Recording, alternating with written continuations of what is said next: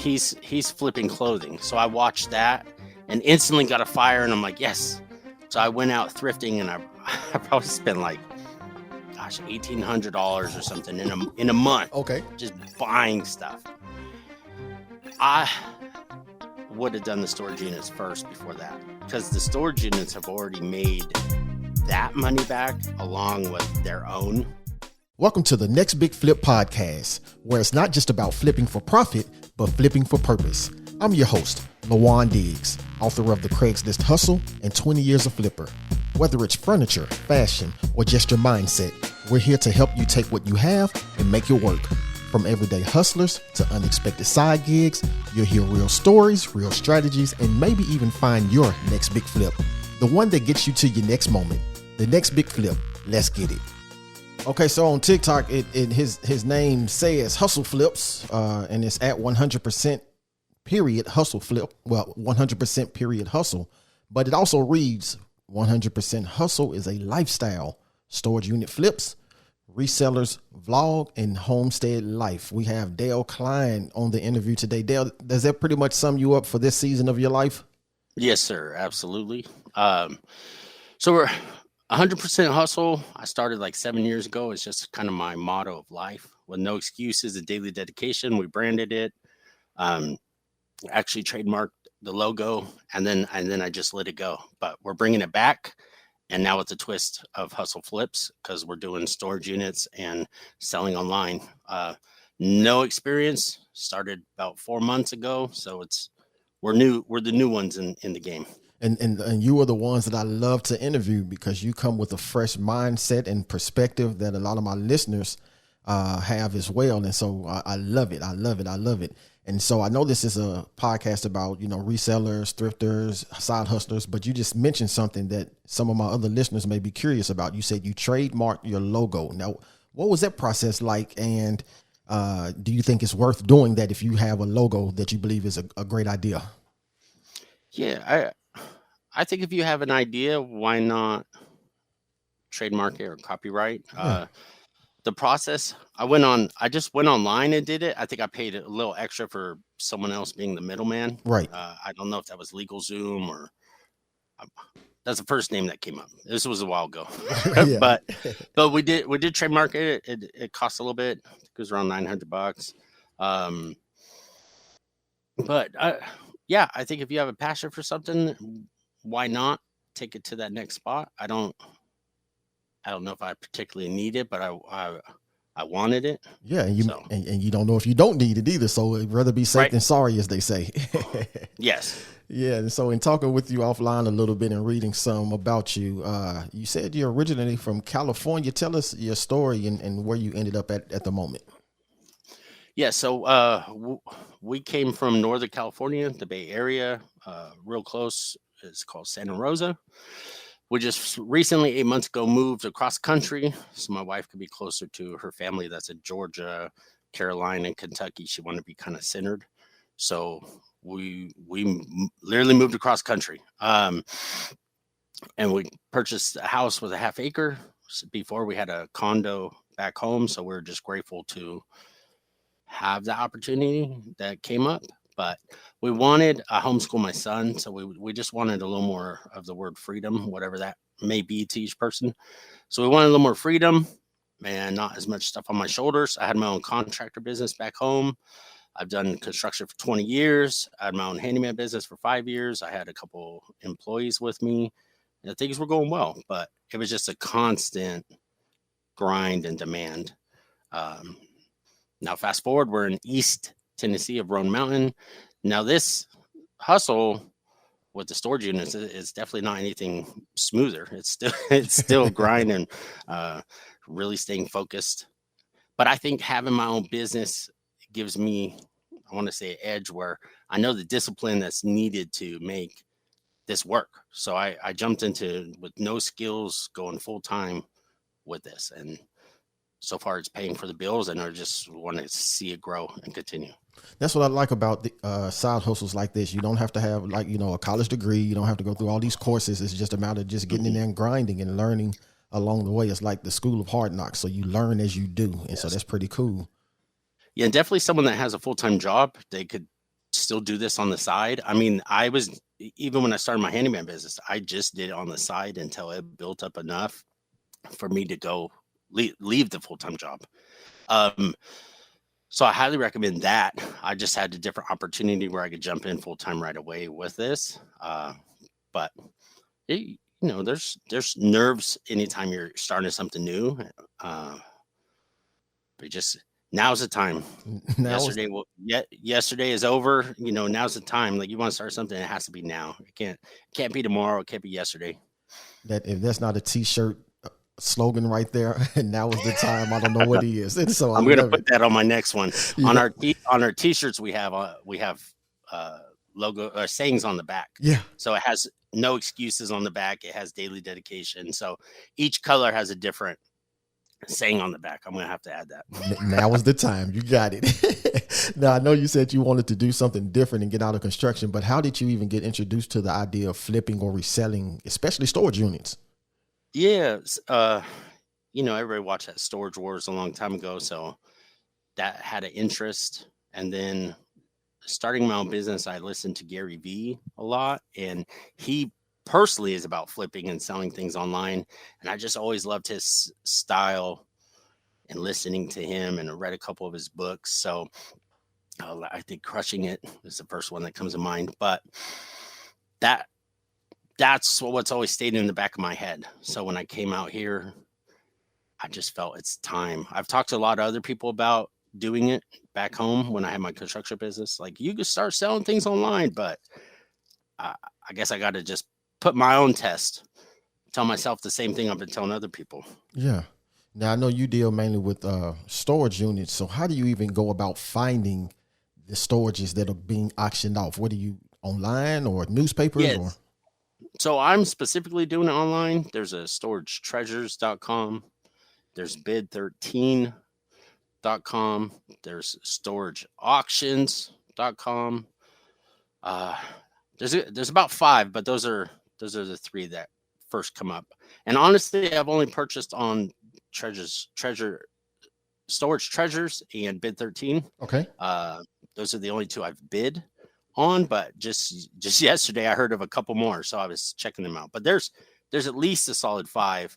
You could go online, no matter where you live, put your zip code in, your radius of how far you'd want to drive, and they're there. Have you come? And go ahead. Sorry. No, you go ahead. No, you go. And we're starting small. We're buying. I bought a $10 unit, and it's produced like $900 or so. So we're literally starting small. The 2 I just got the other day, they were $36, $37.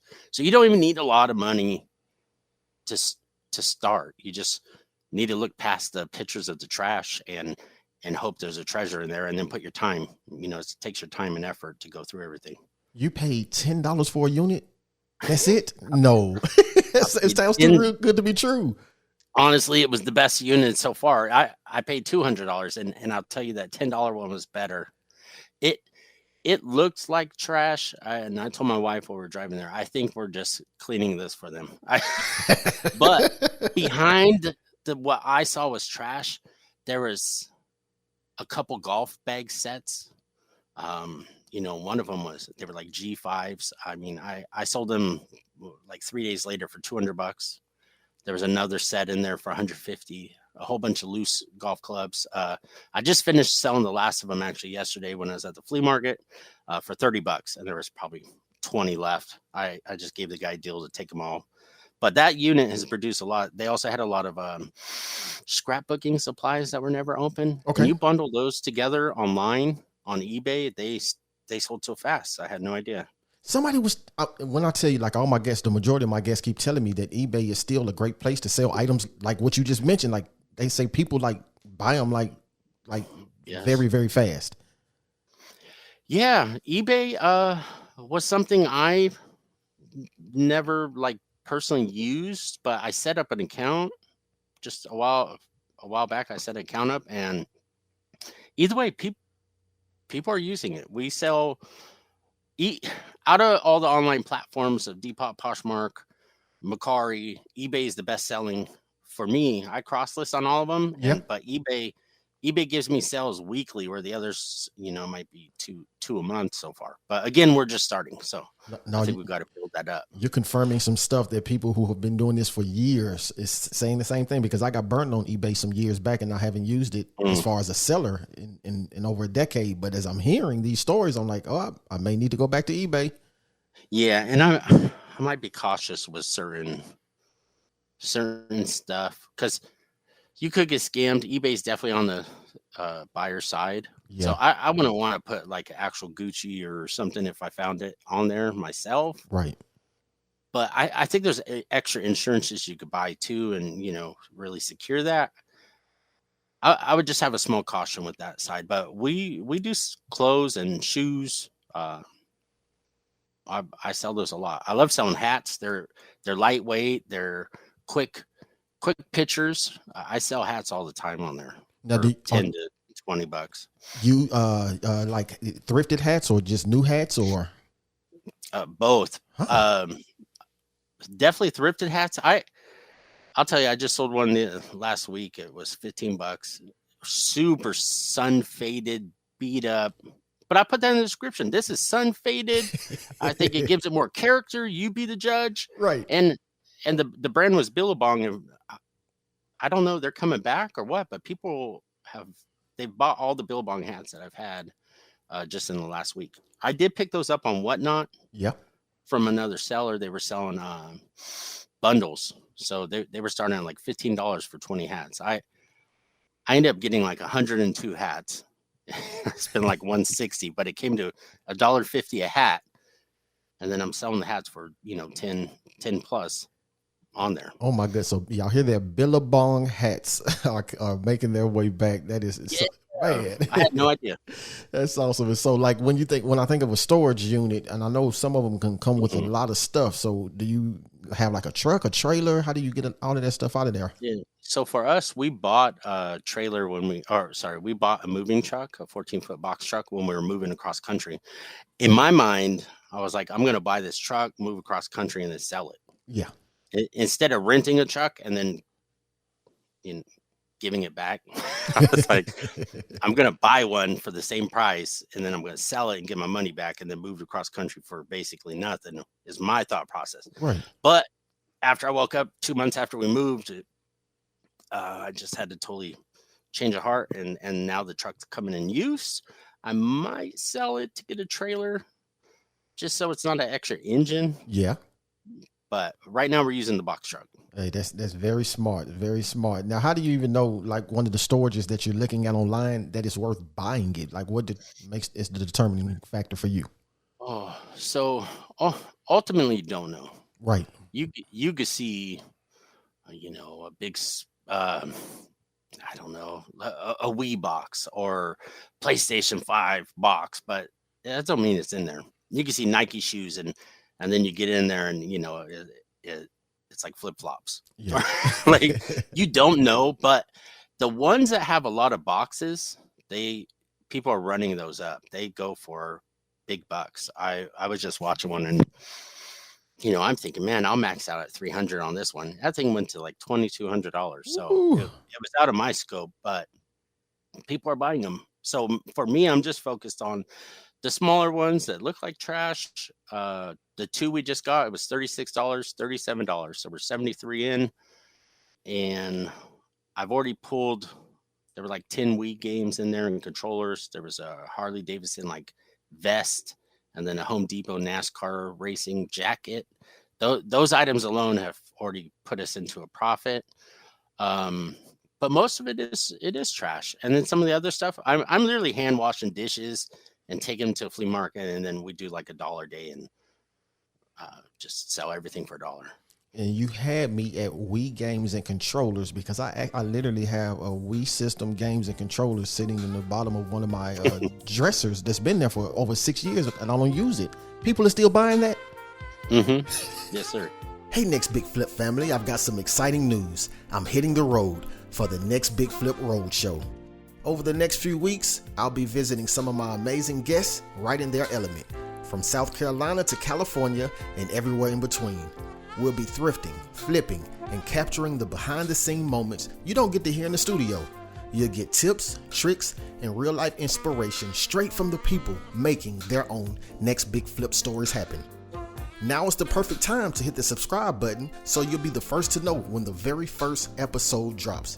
And don't worry, I'll still bring you great audio episodes for your listening pleasure. But now, you'll also get to see the stories, the smiles, and the flips that keep us all inspired. So get ready, because this journey is all about showing you that your next big flip might be closer than you think. Now let's pick back up with our conversation where Dale and I are talking about old gaming systems. Yeah, people, I found in one of the first lockers 3 old Sega Genesis games. Okay. It was like Shaq Fu. I was like, dang, I forgot they made that. Right. But someone bought them online, $15. It was $5 each. Right. And I put in the description, this is from a unit. I had no way of testing. I do not know if they work, but they do not look rusty or crusty or anything like that. So they bought them. They were super happy, left me a good review. So people are buying them. I think the vintage stuff that's 20 years plus, people are into it. They want it. They're collecting it. Oh my goodness. So the things, when we were kids it's now valuable. Right. And so I'm about to make a lot of noise when I finish this podcast as I scramble and try to find all my vintage stuff. Right.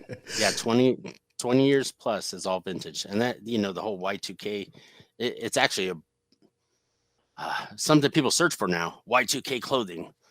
Where I remember when we heard Y2K, it was like, oh, the world's coming to an end. Right. The whole internet system shutting down, right. and the clocks are going backwards. And right. So Y2K clothing now they're is a looking search. for that. Okay, I'm writing down a lot of stuff as you speak. So Y2K clothing, or just Y2K. I wish, like I was buying. This was like right after high school. School Hard Knocks, Method Man. Those types of clothing. Outcast had clothing. Yeah. Those items now, geez, one of those jackets, probably like $500 or something. Someone would pay. Oh my goodness. And so that's interesting. Like I wish I would have kept those Johnny Blaze. Right. I was wearing Johnny Blaze clothes, and they're selling. Yeah. Wow. Just comes back around like full circle. That is something else. Mm-hmm. And so so I know we mentioned like Storage Wars and some other shows, and some people are online already, showing storage flipping. But what inspired you to actually share your flipping journey with others online? Again, just Gary V of like, just do it, just post. Yeah. And then when I got on TikTok, I found there's a great reselling community, and everybody's really helping each other and liking and sharing each other's stuff. So within TikTok, there's a great community. I'm working on my first YouTube videos now that I've been recording these units. So nice. I'm learning that process of editing, but there's a couple of people on YouTube that I watch, and I just love supporting that local, or I don't want to say local, the little man. Yeah. Doing their dream and them recording. I don't watch Netflix and that really. I'm watching YouTube guys, and that also inspires me, because yes. I see what they're doing. And I'm like, okay, I like this. Maybe that I don't want to do, this I do, and I do that with each person, and just creating my own style. And that's what I'm hoping to do with this podcast. I'm the same way. I like the little man, and not necessarily little in a bad term, but just, somebody who we can look at and say, if he can do it, if she can do it, I can do it too. Mm-hmm. And I was talking to one of my previous guests about she's a big Taylor Swift fan. And I say, when you look at somebody like a Taylor Swift, we say we can never get to that level. But when we look at somebody like her, who was a furniture flipper, people could say, oh, I could do something like that. And so I love it. I love what you're doing. And I'm glad I found you online. Yeah, no, I'm grateful. When you mentioned the podcast, I'm like, this is a great idea. So again, the community through TikTok, I want to support and help also, just like they're doing to me. So nice. Now, what's one flip that you felt like was your next big flip, and not necessarily something that was very profitable, but something that really helped you to keep going? So, yeah, I haven't had that big flip yet, that profitable, but I stopped at a garage sale that was just randomly on the road. I don't even think it was their house. It was just there. And I stopped, and there was a Playboy like pool cue on there. I asked the gal, and she said $5. And I know that's vintage. So I picked it up and it sold 5 days later for $60. Ooh. So, so I definitely had good $5 deals into 50, $60 as well. I just we were going to a flea market and I stopped at another. It was actually at the same spot, so this must be something in town I don't know about. But they were doing a garage sale there, and there was some True Religion kids pants I picked up for $1, and then they were like, it's like a Under Armour type shirt that's a gun holster. Okay. Uh, Big in our area, but I picked both those up for, I think it was at $3 for the two of them. So $1.50 each if you break it evenly. And the shirt's showing $30. The pants are showing $40. So this is off $1 something, for that. So Nice. I think those are people call them the bread and butter. They're smaller flips, but you just put a couple dollars into it and it could, 10 times its amount. I believe it, and I call that. I wrote a book years ago called The Craigslist Hustle, and I talk about sips, taking small sips, because those small sips add up. And so it's not always about just a big, $500, $600, $2,000 profit. I had a lot of $40, $50, $30 profits, but it was $40 more than I had when I woke up that morning. It put food on the table. It put some gas in the car. So it was a big flip for me because it helped me with my 3 sons that we had in an early age in our marriage. And so those small sips, those small profits, they add up over time. Yes. And then the more you're posting through eBay there, whatever their algorithm is, the more they're showing your items. Okay. So definitely when I post, I'm trying to do 10 a day, Monday through Friday. But let's say I post for 2 days, I start to see those sales. And then if I stop for a couple of days, they're slowing down. So I feel a consistency with online for eBay itself. I don't know if anybody knows the true algorithm of it, but I can vouch that the more I'm posting, the more they're showing. And it's not even those items there. It's like the stuff I posted 4 days ago that all of a sudden that sells because I keep posting. So consistency is the key. It's a numbers game, I think, for them. The more you're doing. Okay. And that's a good tip. And I'm writing all this down as well. Now, what's something you wish you may have known or had known earlier about what you're doing that may have saved you some time or some money in the process? For me, it would have been starting the storage units right away. Because when I knew I didn't want to do the handyman business, I was kind of undecisive of what was going to go on, but I knew what I didn't want to do. So my wife introduced me to, I think his name's Tech Sports on YouTube. Okay. He's flipping clothing. So I watched that and instantly got a fire, and I'm like, yes. So I went out thrifting, and I probably spent like, $1,800 or something in a month. Okay. Just buying stuff.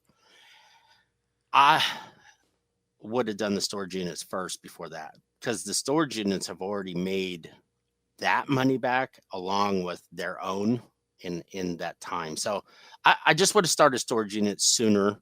That doesn't mean not to grab a good deal when you can, but I didn't know what a good deal was yet, and I was buying stuff because I just thought it was. So some of it I'm still sitting on now, but I guess it's kind of common. So either way, I think I would have taken smaller bites of going out, and I would have focused more on the storage units, because now I'm like solely storage units. But I will stop at a garage sale. I might go into a thrift store or bin store. I just haven't in a while. I feel I need to put my inventory out, and if I run out of that, then to go to those. But I don't think I will, because I'm trying to get like 5 storage units a month if I can, like one a week or something, and really go through it. Nice. And that's some great piece of advice, especially with some of the websites you gave earlier with Storage Treasures and Bid 13, because a lot of people don't know where to find the actual storage units, and so that was very helpful. And then go ahead. I'm sorry. There's people, they're solely going to the thrift stores, and they're finding the great deals. And now when I did go in there, I could see it's like half that store is actual flippers. Like you see everybody doing the same thing, but everybody has a different eye and Yep. vision of what they're doing. So don't be discouraged by that either. If that's the route you want to go and you're seeing other people doing it, that you're going to find those wins in your own lane That's of what true. you're doing. And there's enough for everybody. That's the thing. Yeah, there's no competition. Correct. And I even said that when I was in construction business. It's like, oh, what about this handyman? I'm like, I want his number because if I get too busy, I want to send him to stuff, or Nice. vice versa. We need to get these relationships going. So that's why I really like that online community. They're really helpful, and it's just fun supporting each other. Nice. Now I heard you mention Gary V and crushing it earlier, but are there any more books, podcasts, or tools that have helped you along the way in your journey? Gosh, or even your upcoming YouTube. Have you already got a handle for that YouTube channel that you're gonna start? Yeah, so I'm Hustle Flips. I'm putting that through everything. Okay. Originally, it was 100% Hustle was going as my tag name because that's my original stuff. But now I'm trying to flip everything to Hustle Flips. Okay. So you should be able to find that just by typing that in and then seeing our branded logo. Yep, I see it. Or my face. Let me get Audible. I'm just bad at remembering this name. You're okay. I think I put it on some notes for you there. Dang. And I'm just looking online at some of your other stuff, but yeah, Hustle Flips and yeah, there we go. Extreme Ownership. That book. When I listened to books, so it was a little hard to listen to the way they talked, but it was a Navy SEAL like team, and the guys in charge of this team, Jocko, I think was his name, but the way he's explaining these missions and how he had to be in charge, like if someone failed, he failed. It wasn't, he failed as a leader because someone in his team was failing at something. So that book just really opened my eyes as like a business owner and taking responsibility for everybody's stuff. That was a really good book. Yeah, I'm looking at his Extreme Ownership, How U.S. Navy SEALs Lead and Win by Jocko Willink and I guess Leif Babin. Yeah, it looks good.